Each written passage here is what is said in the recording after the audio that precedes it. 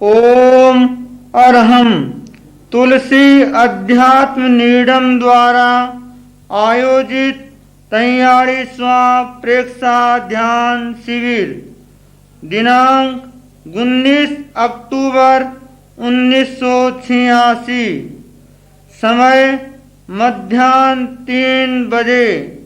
स्थान प्रज्ञा प्रदीप जैन विश्व भारती लाडनो राजस्थान। प्रवचनकार युवाचार्य श्री महाप्रज्ञ। विषय क्या मूर्छा को कम किया जा सकता है?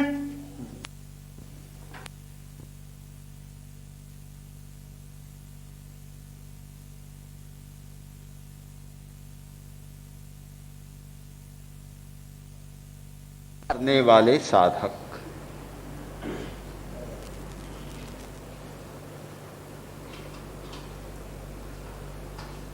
मूर्छा दुख का कारण है। दुख के कारणों की चर्चा में कहा था कि दुख का एक कारण है मूर्छा, मोह, जागरण का अभाव। आदमी सोता है इसलिए दुखी होता है। सोना बहुत जरूरी भी लगता है, सोए बिना काम भी नहीं चलता, किंतु सोने के साथ एक समस्या भी है कि सोते समय श्वास की गति बढ़ जाती, श्वास छोटा हो जाता है, इसलिए आयु कम होती है। बताया गया कि अधिक नहीं सोना चाहिए। जो अधिक समय सोता है वह अल्पायु होता है। परिमित समय तक ही आदमी सोता है तो ठीक ठीक जी लेता है।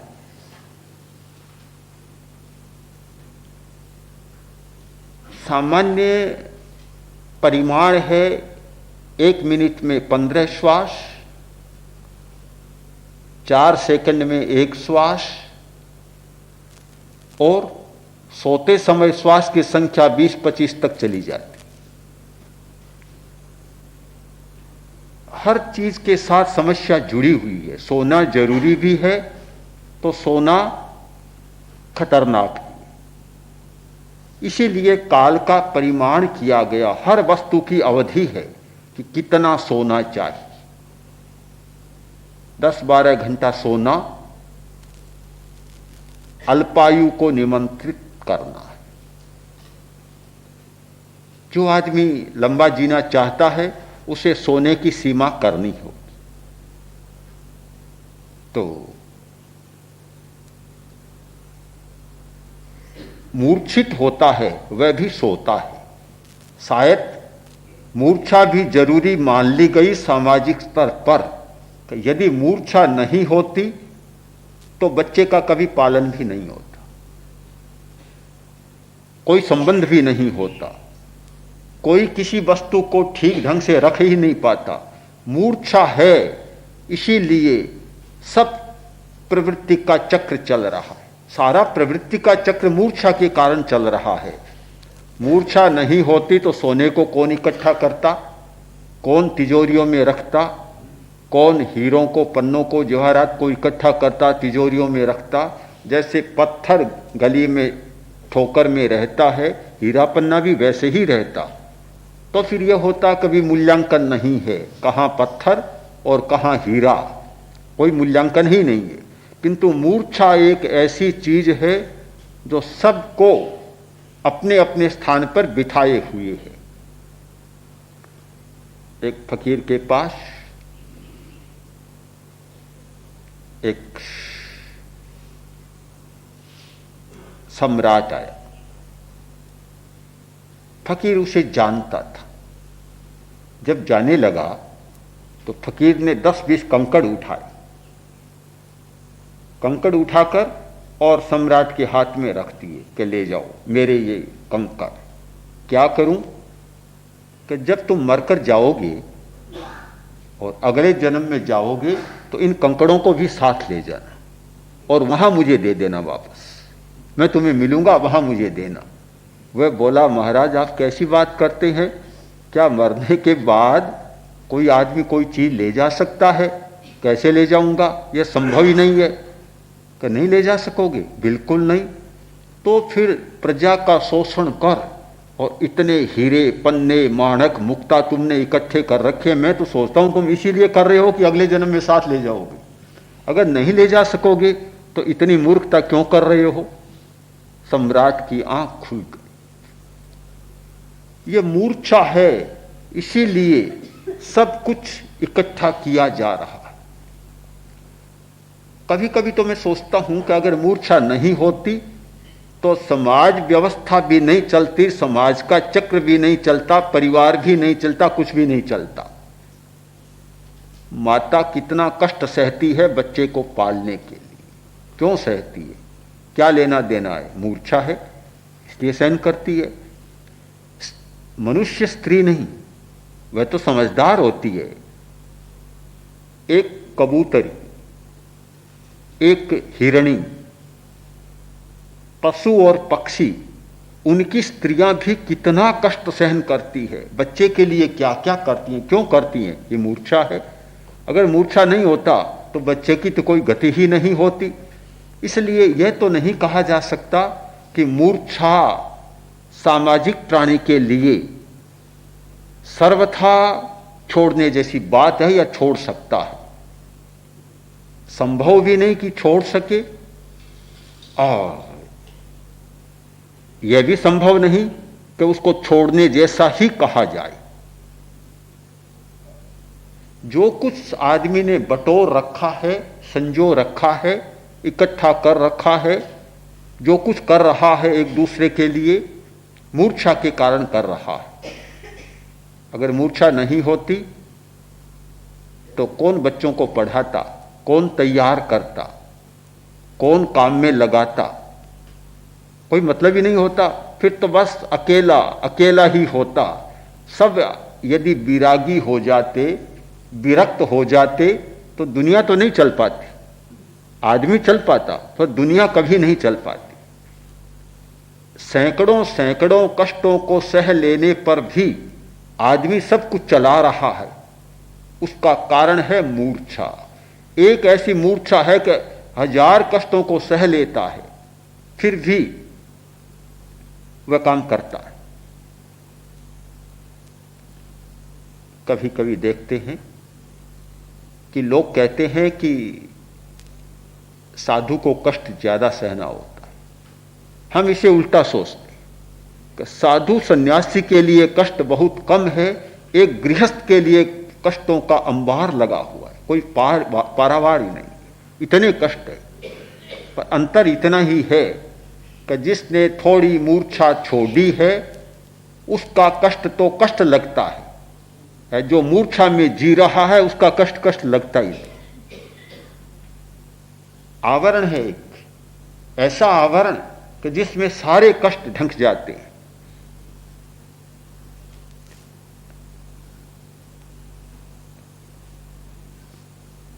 पति ने पत्नी को छोड़ दिया, पत्नी ने पति को छोड़ दिया, पति चल बसा, पत्नी रह गई, पत्नी चल बसी, पति रह गया, पति पत्नी दोनों चल बसे, छोटे छोटे बच्चे रह गए। कितनी कठिन परिस्थितियां हैं। उन परिस्थितियों में भी आदमी सुख मान रहा है। और एक छोटे बच्चे से भी पूछा जाए, कभी तुम्हारे माता पिता चले गए, अकेले हो, असहाय हो, क्या साधु बनोगे, सन्यासी बनोगे? सिर हिला देगा, नहीं साधु तो नहीं बनूंगा। कारण मूर्छा है, उसे लगता ही नहीं कोई कष्ट है। एक मूर्छा हजारों कष्टों को शांत कर देती है, निवारण कर देती। अगर यह नहीं होती तो इतना दारुण है संसार, इतना दुखमय और कष्टमय है संसार कि आदमी जी ही नहीं पाता। एक जिलाने वाली वस्तु है मूर्छा, जो सबको जिला रही है। आदमी जी रहे हैं, मजे से जी रहे हैं।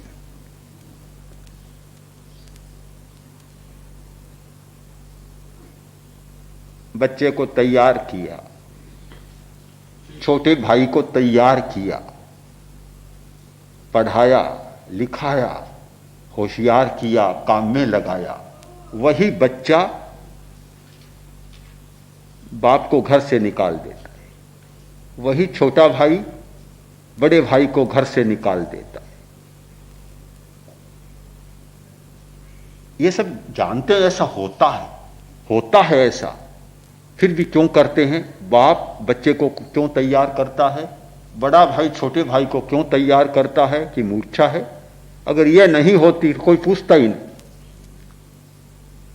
सारी घटनाओं के पीछे यदि कोई सबसे अधिक शक्तिशाली तत्व है तो वह है मूर्छा। इसलिए मैं यह परामर्श तो नहीं दे सकता कि समाज का प्राणी, सामाजिक व्यक्ति मूर्छा को बिल्कुल त्याग दे। और परामर्श दूंगा भी तो अनर्थक होगा, सार्थक नहीं होगा। समाज चलेगा नहीं, व्यवस्था नहीं चलेगी। किंतु मूर्छा के चक्र को तोड़ देना बहुत जरूरी है। जब तक उसका चक्र व्यूह चलेगा तब तक दुखों को पार नहीं किया जा सकेगा। एक सीमा तो होनी ही चाहिए। प्रत्येक वस्तु की सीमा होती है, अति तो नहीं ही होनी चाहिए। ऐसा लगता है कि समाज को चलाने वाली एक कड़ी थी, उसको उतने ही रूप में नहीं रहने दिया, अनंत आकाश दे दिया। वह अनंत आकाश देना, अनंत आयाम देना, यह अहितकर हो गया।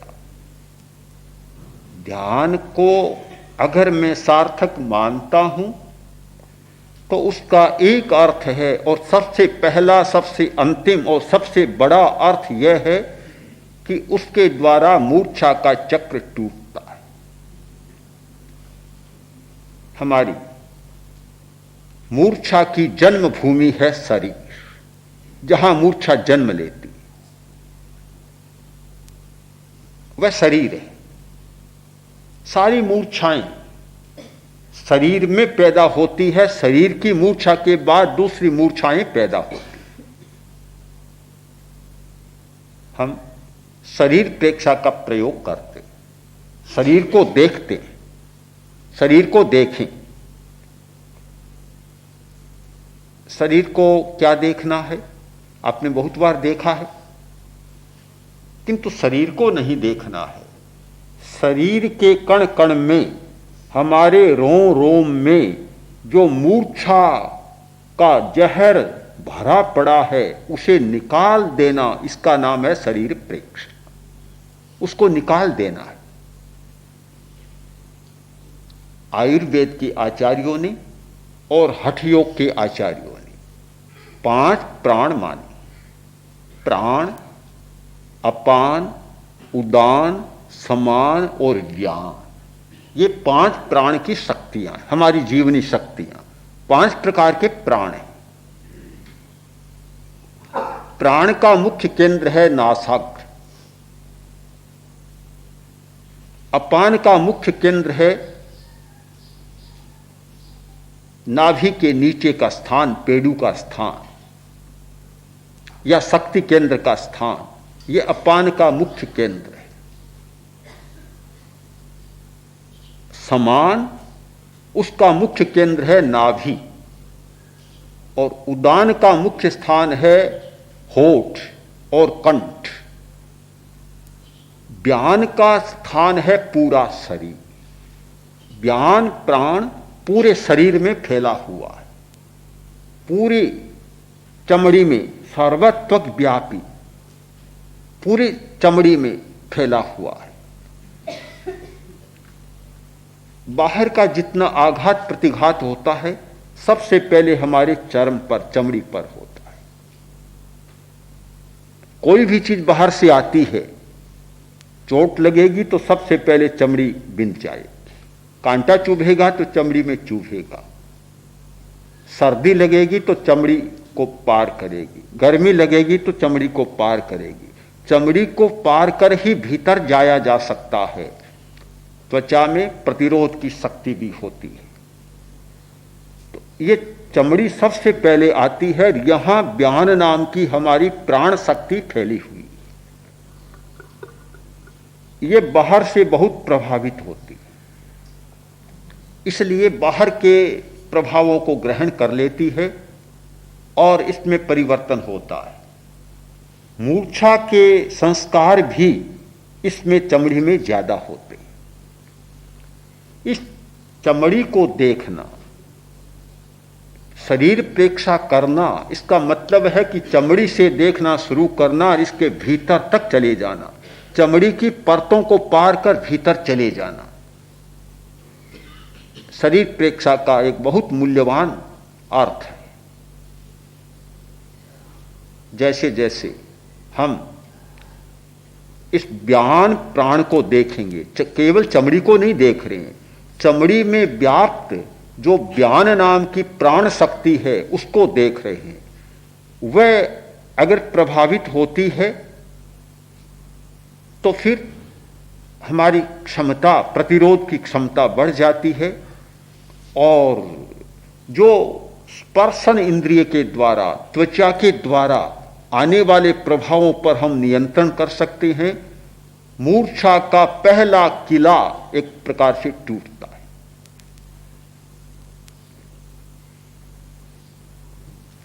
त्वचा के बहुत कार्य मेडिकल साइंस की दृष्टि से या स्वास्थ्य की दृष्टि से, किंतु उनसे भी ज्यादा जो मूल्यवान कार्य है वह है प्राण शक्ति का। हमारी प्राण शक्ति का एक बहुत बड़ा केंद्र है और जब इस पर हम जितना गहरा ध्यान करते हैं हमारी मूर्छाएं टूटती चली जाती। जिस व्यक्ति ने अपने शरीर को बार बार देखा है, अनेक बार देखा है, लंबे समय तक देखा है, उसके विकार निकलते चले जाएंगे। मैल जमा होता है, स्नान करते हैं, मैल टूट जाता है और दूर हो जाता है। तो हमारे मानसिक मैल, भावनात्मक मैल भी इस चमड़ी पर बहुत जमे हुए हैं, इस ज्ञान प्राण शक्ति पर बहुत जमे हुए हैं। जैसे जैसे इसको गहराई से देखेंगे वह मैल भी उतरता चला जाएगा, धुलता चला जाएगा।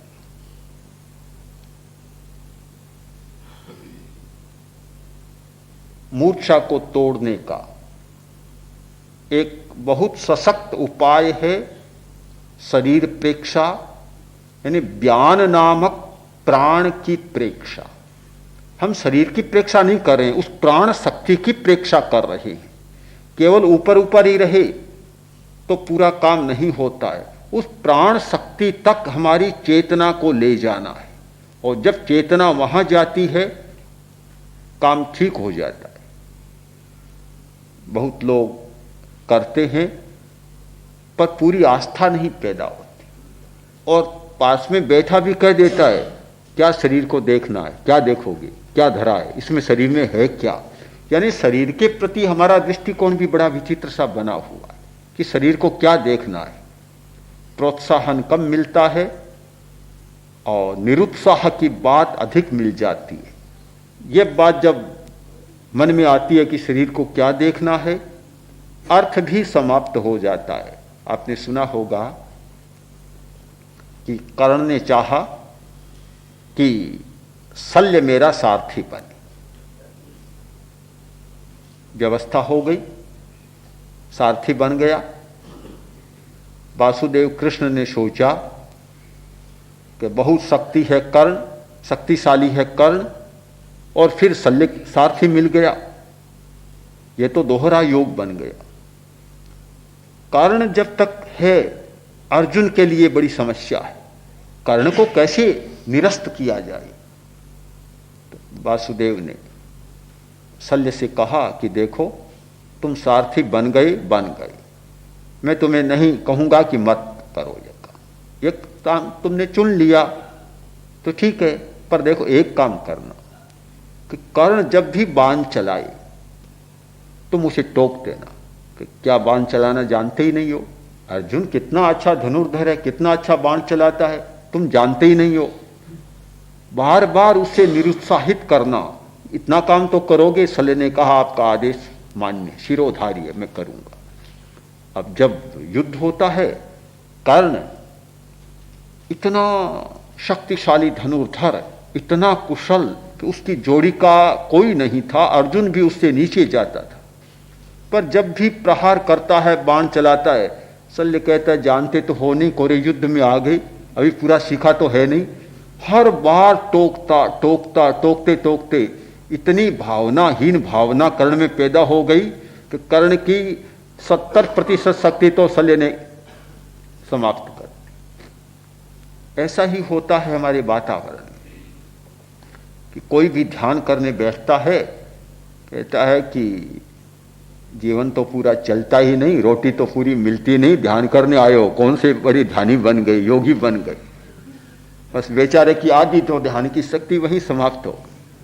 और समाज का वातावरण ही ऐसा है कि इतने शल्य बैठे हैं, कर्ण को तो एक शल्य मिला होगा और पूरे वातावरण में शल्य ही शल्य बैठे हैं, जिनकी कोई गणना ही नहीं की जा सकती।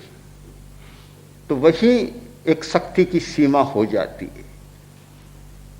जरूरत है इस बात से कि हम कैसे बच सके। जब तक अपनी आस्था मजबूत नहीं होती, इन समस्याओं से बचा नहीं जा सकता। अपनी आस्था को बलवान बनाना है। और अपनी आस्था बलवान कब बन सकती है? हमें अपनी भीतरी संपदा का पता लग जाए। ध्यान का अर्थ है भीतरी संपदा का पता लगाना। दो प्रकार की संपदाएं हैं, एक बाहर की संपदा और एक हमारे भीतर की संपदा। धन, परिवार, भूमि, मकान, ये सारी बाहरी संपदा है। और अपना आनंद, अपनी शक्ति, अपना ज्ञान, यह हमारी भीतरी संपदा है। हमें अपनी भीतरी संपदा का पता नहीं, इसलिए उसके प्रति हमारी आस्था भी नहीं। हमें बाहरी संपदा का पता है, उससे हमें मिलता है, खाने को मिलता है, रहने को मिलता है, सुविधाएं मिलती है, इसलिए उसके प्रति हमारी मूर्छा और गहरी मूर्छा है। इतनी मूर्छा हो गई कि उसे छोड़ने का अर्थ लगता है जीवन को छोड़ना। जीवन को छोड़ा जा सकता है पर उसको नहीं छोड़ा जा सकता। उसके लिए आदमी अपना प्राण दे सकता है, मर सकता है, पर उसको नहीं छोड़ सकता। ये हमारी भाषा है कि तुम लेने आए हो, लूटने आए हो, जब तक एक भी सांस है तब तक ये संपत्ति तुम्हारे हाथ नहीं लगेगी। अरे सांस चला जाएगा तो फिर तुम्हारे किस काम की? काम की कुछ भी नहीं रहती। पर इतनी गहरी मूर्छा है कि प्राण को छोड़ सकता है पर उस संपत्ति को नहीं छोड़ सकता। हमें अपनी भीतरी संपदा का पता ही नहीं है। पहली बात तो पता ही नहीं है। ध्यान शिविर में आने का अर्थ मानता हूं कि अपनी भीतरी संपदा का पता चले, या पता चला है तब शिविर में आया है, या आने पर और उसको पता चले कि भीतर में भी बहुत कुछ है, बाहर में कुछ है, उसको हम अस्वीकार नहीं करेंगे। बाहर में बहुत कुछ है, उससे हमारा जीवन चलता है, हमारी सारी यात्राएं चलती है। पर हमने ये क्यों मान लिया कि भीतर में कुछ भी नहीं है? भीतर में भी बहुत कुछ है। आप अगर अधिक मूल्य न दें तो कम से कम 50-50% तो करें। अभी 50% बाहर है तो 50% हमारे भीतर हैं। आधा आधा भी अगर मूल्य कर दें तो भी आपकी समझदारी होगी। पर बिल्कुल उसको अस्वीकार कर दें, बिल्कुल नकार दें, यह समझदारी की बात नहीं लगती। हम अपनी भीतरी संपदा के प्रति जागरूक बने। जैसे ही भीतरी संपदा का मूल्यांकन शुरू किया और आपने मूर्छा पर एक चोट कर दी, तब तक मूर्छा पर चोट नहीं की जा सकती, तब तक परिग्रह पर चोट नहीं की जा सकती, जब तक आपने अपनी भीतरी संपदा का मूल्यांकन शुरू नहीं किया है। आपको यह नहीं लगा कि मेरे भीतर में भी बहुत बड़ा खजाना है, तब तक बाहर के खजाने पर कभी चोट नहीं हो सकती। बाहर के खजाने पर तभी चोट हो सकती है जब उसको यह पता लग जाए। सुकरात के पास एक जमींदार आया, और ये जो बड़े लोग होते हैं, धनपति, राजा, जमींदार, बड़े सेठ साहूकार, अहंकारी तो होते ही हैं। यह तो बंधा हुआ है कि जिसके पास ज्यादा धन है, अधिकार है और सत्ता है, उसको अहंकार छोड़े तो बेचारा जाएगा कहां, उसके लिए शरण कहां है। उनकी शरण स्थली तो यही लोग हैं, उनको छोड़कर वह रहेगा कहां, जीवित कैसे रहेगा। तो बड़ा अहंकारी था। अहंकार की भाषा में बोला कि सुकरात, तुम्हें पता नहीं मैं कितना बड़ा जमींदार हूं, मेरे पास कितनी भूमि है। पूरा बखान दे दिया, पूरा प्रवचन कर दिया अपनी संपत्ति का। सुकरात हंसे, तत्वज्ञानी थे, हंसते रहे हंसते रहे। और बड़ा विचित्र सा लगा जब वह मौन हुआ तो सुकरात बोले कि तुम्हारे पास कोई नक्शा है दुनिया का? कि हाँ मेरे पास है। नक्शा कैसे नहीं होगा? कि जरा लाओ। तो ले आया, मंगा लिया। बोले कि इस नक्शे में बताओ हमारा देश कहाँ है? हमारा देश ये तो बहुत छोटा है। कि सारी दुनिया में तो छोटा ही होगा, बड़ा कहाँ से होगा? सारी दुनिया का नक्शा है तो उसमें तो छोटा सा एक बिंदु ही जैसा होगा। तो बस इतना ही है हमारा देश। कहाँ? इतना ही है। अच्छा, तो इसमें बताओ कि हमारा नगर कहाँ है? कि नगर का कैसे पता होगा? दुनिया का नक्शा है, ये कोई यहाँ का थोड़ी है, नगर का पता ही नहीं। कि ये बताओ तुम्हारी जमी कहाँ है, जमींदारी कहाँ है, उसका कहाँ है? कि महाराज आप कैसी बात करते हैं, उसका तो कोई इसमें पता ही नहीं। अरे इतनी सी छोटी जमींदारी, इतना बड़ा बखान तुमने कर दिया, कैसे पागल आदमी हो। एकदम मूर्छा टूट गई। सुकरात ने कहा, इतनी सी छोटी जमींदारी पर इतना बड़ा अहंकार तुमने कर दिया। अहंकार टूटा और जरा भीतर में गया, उसे पता चला। जब सच्चाई का पता चलता है, जब आदमी को अपने भीतर की सच्चाइयों का पता चलता है, सारी स्थिति बदल जाती है, मनोदशा बदल जाती है, चिंतन की धारा बदल जाती है, भावना बदल जाती है। ध्यान का अर्थ मनोदशा का परिवर्तन, सच्चाई का बोध करना। केवल आंख मूंद कर बैठना, केवल श्वास को देखना, केवल शरीर को देखना ही ध्यान नहीं है। यह तो साधन है, माध्यम है। हम उनके द्वारा कहाँ पहुंचना चाहते हैं? उन सच्चाइयों तक पहुंचना चाहते हैं जो सच्चाइयाँ हमारे भीतर छिपी हुई है। शरीर को इसलिए देखना है, शरीर की प्रेक्षा इसलिए करना है कि उसके भीतर छिपी हुई सच्चाइयों को हम पकड़ सकें। हमारे भीतर बहुत बड़ी सच्चाइयां छिपी पड़ी। प्राण शक्ति हमारे जीवन का संचालन करती है, और उस प्राण शक्ति को समझना, सच्चाई को सबसे पहले समझना है कि प्राण को कौन चला रहा है, हमारे जीवन को कौन चला रहा है। क्या अन्न आपके जीवन को चला रहा है? क्या पानी आपके जीवन को चला रहा है? चला रहा होगा।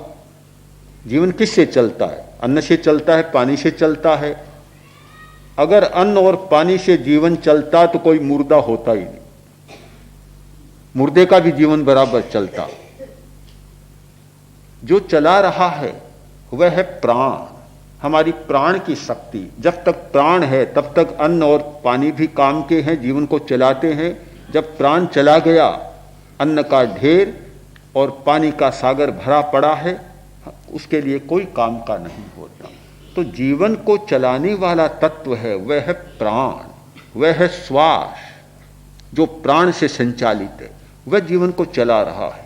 जब प्राण की सच्चाई सामने आती है तो एक मूर्छा टूटती है। कभी अन्न और पानी जिसके प्रति हमारी गहरी मूर्छा है, वे भी 2 नंबर के हैं, पहले नंबर प्रथम नंबर के नहीं। क्या जीवन को शरीर चला रहा है, मूर्छा टूट जाती है। प्राण नहीं है तो शरीर मुर्दा पड़ा है, बदबू आने लग जाएगी, लोग स्मशान में ले जाकर जला देंगे। यह भी जीवन को नहीं चला रहा। जीवन को चला रहा है प्राण। हम शरीर, अन्न और जल, इन सब की मूर्छा से परे एक सच्चाई देख रहे हैं, वह है प्राण। तो प्राण को कौन पैदा कर रहा है? चेतना। चेतना प्राण शक्ति को पैदा कर रही। तो उससे आगे बढ़े चेतना की सच्चाई। हमें शरीर प्रेक्षा के द्वारा क्या देखना है? चमड़ी को नहीं देखना है, मांसपेशियों को नहीं देखना है, रक्त को नहीं देखना है, हड्डियों को नहीं देखना है। इन सब को संचालित करने वाली प्राण शक्ति को देखना है। वहां तक पहुंचना है कि हम सूक्ष्मता में जाते जाते अपने प्रकंपनों को, शरीर में होने वाले प्रकंपनों को पकड़ते पकड़ते प्राण शक्ति के प्रकंपनों को पकड़ लें, प्राण तक चले जाए। वहीं अटकना नहीं है, प्राण पर जाए और प्राण के पश्चात और सूक्ष्म जगत में जाते जाते, शरीर के भीतर यात्रा करते करते उस चैतन्य के प्रकंपनों तक चले जाए, चैतन्य के स्पंदनों तक पहुंच जाए। वहां हमारी यह शरीर प्रेक्षा की यात्रा संपन्न होती है। प्रारंभ कर अटक न जाए, यह न मान ले यात्रा संपन्न हो गई। दिल्ली बहुत दूर है, कलकत्ता बहुत दूर है। पुराने जमाने में कहा जाता था लंका बहुत दूर है, अयोध्या बहुत दूर है। तो अभी तो बहुत दूर है, शरीर को बाहर से देखना शुरू किया है, पर यात्रा बहुत दूर है। इतनी बड़ी यात्रा है, इतनी बड़ी यात्रा कि सारी दुनिया का चक्कर तो आप कुछ दिनों में लगा सकते हैं, और आजकल तो ऐसा होगा कि शायद कुछ घंटों में भी की जा सकती हो, बहुत जल्दी की जा सकती है। पर यह यात्रा इतनी बड़ी है, इतनी लंबी है कि न कुछ घंटों में, न कुछ दिनों में, वर्षों तक गहरा अभ्यास चले तब पता चलेगा कि कहाँ पहुंचना था। यह भ्रम मानकर न बैठ जाए कि मैं पहुंच गया। बहुत आगे की यात्रा है, बहुत लंबी यात्रा है। यह मूर्छा को तोड़ने वाली यात्रा है। हमारी मूर्छा 2 दिशाओं में चलती। एक हमारी व्यवहार की दिशा है, एक हमारी वास्तविकता की दिशा है। दोनों दिशाओं में मूर्छा काम करती है। आदमी बहुत उलझन में पड़ जाता है कि क्या करूं, व्यवहार को छोड़ूं या सच्चाई को छोड़ूं। एक बहुत बड़ी उलझन होती है, समस्या है।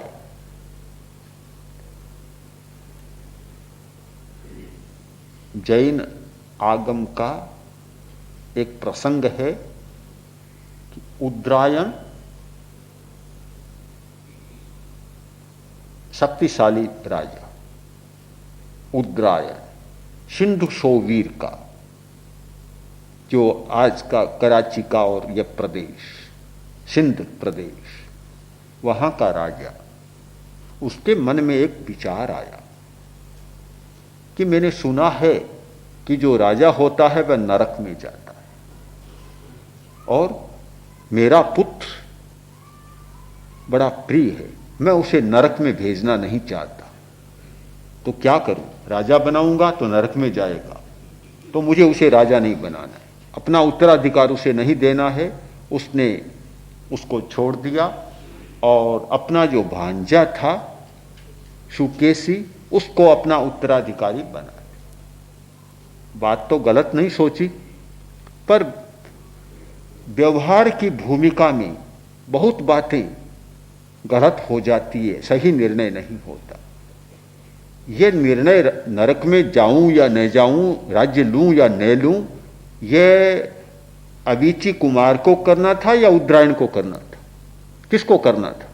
ये तो उस राजपुत्र को, अवीची कुमार को निर्णय करना था कि मैं नरक में जाऊंगा या मुझे और कहीं जाना है, क्या करना है। किंतु निर्णय कर लिया पिता ने। पिता का क्या अधिकार था?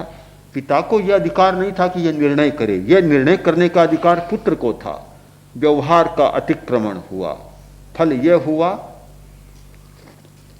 कि सुकेशी को राज्य दिया और स्वयं उद्रायण मुनि बन गए। मुनि बनकर जब वापस उस नगर में आते हैं तो राजा के मन में भी एक संदेह पैदा हो गया, पैदा कर दिया आसपास के वातावरण ने, लोगों ने, कि देखो तुम्हें राज्य दे तो दिया पर अब मन विचलित हो गया, तुम्हारा राज्य छीनने को यह उद्रायण आ रहा है। उसने नगर में घोषणा करवा दी कि उद्रायण को कोई स्थान देगा वह दंडित होगा। घोषणा कौन करा रहा है? वही भांजा जिसे मामा ने राज्य दिया था। मुनि बन जाने पर ऐसी घोषणा, इधर यह घोषणा होती है, उधर अवीची कुमार मन के में एक ऐसी प्रतिक्रिया, भयंकर प्रतिक्रिया पैदा हुई, भयंकर रोष पैदा हुआ कि मैं दुनिया के किसी भी व्यक्ति से मैत्री कर सकता हूं पर उद्रायण से कभी मैत्री नहीं करूंगा। उद्रायण से नहीं, उद्रायण नाम के व्यक्ति से भी मैत्री नहीं करूंगा। यह क्या हुआ? यह है व्यवहार का अतिक्रमण। व्यवहार की सच्चाइयों को भी आदमी मानकर नहीं चलता तो समस्याएं पैदा होती, उलझन तो आती है। उलझन आती है कि लड़के को तैयार किया, संपदा सौंपी और लड़का आज सारी संपदा को हड़प रहा है। अब मांगूं तो किससे मांगूं, लड़ूं तो किससे लड़ूं? एक मन में विकल्प तो पैदा होगा, समस्या पैदा होगी, क्या करूं? भाई को तैयार किया और भाई आज सारी संपत्ति पर अधिकार कर रहा है, अब क्या करूं? लड़े तो किससे लड़े, मांगे तो किससे मांगे? ये सारी समस्याएं पैदा होती है। किंतु जो आदमी व्यवहार की सच्चाई को समझकर नहीं चलता तो ठीक वह अवीची कुमार वाली स्थिति पैदा कर देता है कि न इधर का रहता न उधर का रहता, न तो लड़के की नरक को टाला जा सका और न भांजे का भला किया जा सका। कुछ भी नहीं हो सकता। एक व्यवहार की समस्या। दूसरी है हमारी वास्तविक समस्या, निश्चय की समस्या। निश्चय की बात यह है कि मूर्छा जितनी है उतना ही दुख है, जितनी मूर्छा उतना दुख है। किंतु मूर्छा को एकदम छोड़ा नहीं जा सकता, यह भी एक समस्या है। इतना गहरा संस्कार बना हुआ है कि उसे एकदम निकाला नहीं जा सकता, उस संस्कार के चक्र को तोड़ा भी नहीं जा सकता। तो हम दोनों ओर की समस्याओं के साथ जी रहे हैं कि हमारे सामने व्यवहार में भी समस्या है और निश्चय में भी समस्या है, बाहर की भी समस्या है और भीतर की भी समस्या है। एक मार्ग है प्रेक्षा का। प्रेक्षा का मार्ग, ध्यान का मार्ग, जिससे हम सही निर्णय ले सकें। धन पाना उतना कठिन नहीं जितना कठिन है सही निर्णय लेना। किसी भी वस्तु को पाना उतना कठिन नहीं जितना कठिन है सही निर्णय लेना। आदमी सही निर्णय नहीं ले पाता कि क्या करूं। ऐसे लोगों को मैंने देखा है, जानता हूं कि भाई भाई में झगड़ा है, संपत्ति का झगड़ा है, किंतु उस झगड़े को कैसे निपटाए 40 वर्ष हो गए, अभी सही निर्णय नहीं ले पा रहे। पूरा जीवन खप जाता है, सही निर्णय नहीं ले पाता। सही निर्णय लेने की क्षमता मूर्छा टूटने पर आती है। मूर्छा सही निर्णय लेने नहीं देती। दो बाधाएं हमारी, एक आवरण और एक मूर्छा। आवरण हमारे ज्ञान को रोकता है, ज्ञान होने नहीं देता। ज्ञान नहीं होने देता वह तो आवरण है, किंतु जानते हुए भी हम सही निर्णय नहीं ले पाते, यह आवरण का काम नहीं, यह मूर्छा का काम। आवरण से भी ज्यादा खतरनाक है मूर्छा। मोह, मोह की सघनता। आंख नहीं है, आदमी नहीं देख पाता, कोई बात नहीं, अंधा है नहीं देख पाएगा, किंतु आंख है, खुली है, खुली आंख होते हुए भी नहीं देख पाता। यह एक बड़ी विचित्र स्थिति होती है। आंख खुली होने पर भी नहीं देख पाता है, देखता हुआ भी नहीं देख पाता है। यह है मूर्छा। इस स्थिति को बदलने के लिए ध्यान का सहारा बहुत जरूरी।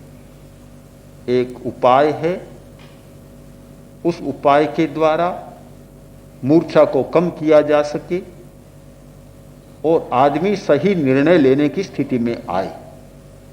उसमें शरीर प्रेक्षा भी एक अच्छा साधन है।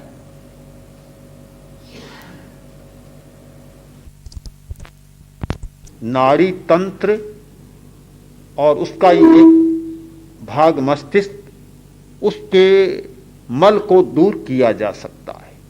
मल जमता रहता है, केवल शरीर पर ही मैल नहीं जमता, हमारे आंतरिक नाड़ी तंत्र पर बहुत मैल जमता रहता है।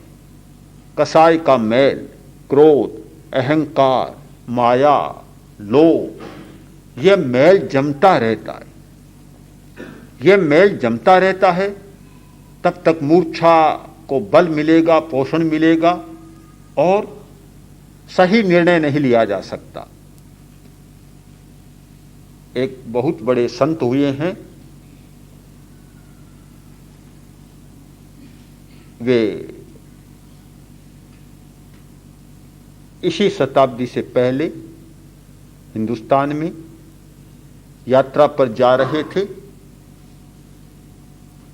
तो जब स्टेशन पर गए, उन्होंने कहा कि मेरे पास कुछ सामान ज्यादा है, उसे तुलवा लिया जाए और अधिक है उसका किराया दे दिया जाए।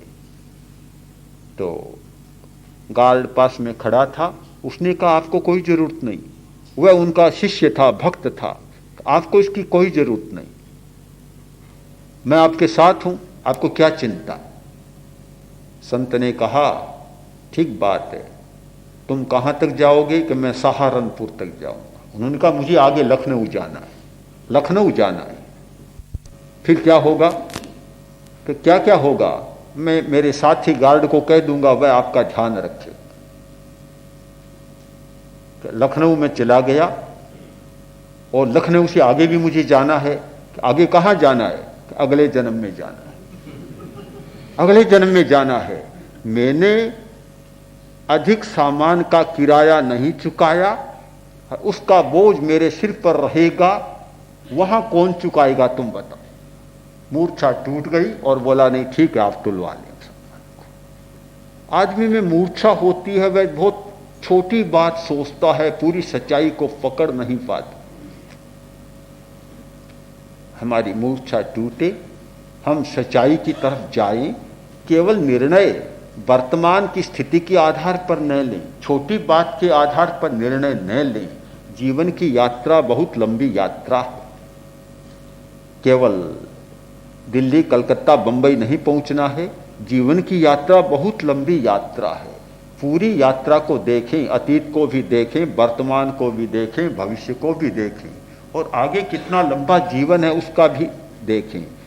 इन सारी बातों को मिलाकर और कोई ऐसा निर्णय ले और उस मूर्छा को तोड़े, और मूर्छा को तोड़ने के लिए, सच्चाई तक पहुंचने के लिए एक आलंबन ले। और उस आलंबन में मैं मानता हूं कि ध्यान एक बहुत अच्छा आलंबन है, उसका प्रयोग कर और हम अपनी मूर्छा के चक्र को पार कर सच्चाइयों तक कुछ पहुंच सकते।